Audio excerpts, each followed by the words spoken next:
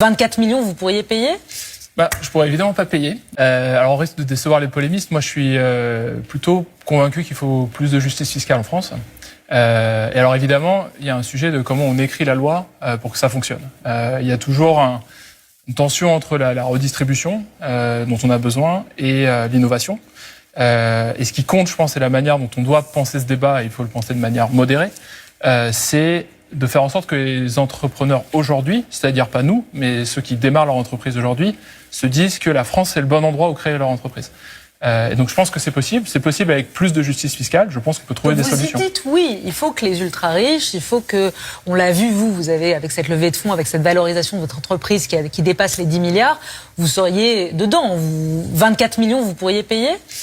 Je pourrais évidemment pas payer. Vous pourriez pas payer, il faut l'expliquer aux gens. C'est que vous faites des levées de fonds, mais vous les avez pas en fait directement. Absolument, vous êtes milliardaire, mais virtuellement. Ah oui, effectivement, on fait des levées de fonds, ça valorise l'entreprise et ça ne correspond pas nécessairement à une liquidité. Je pense qu'au-delà de la taxe Zuckman qui a été écrite comme elle est, ce qui est important, c'est d'avoir ce débat et d'avoir ce débat en regardant les deux côtés. Moi, ce que je constate dans les polémiques, c'est que une certaine partie de la population prend un seul côté, comme si l'autre n'existait pas, et l'autre fait exactement le contraire. En fait, on va pas converger vers quelque chose qui est intéressant si on travaille comme ça. Donc voilà, je m'exprime un peu à titre personnel, mais je pense qu'on peut trouver des solutions qui répondent aux besoins de justice fiscale qui est nécessaire et qui est important à la population et qui permettent néanmoins à la France de rester aussi compétitive qu'elle l'est aujourd'hui dans l'entrepreneuriat.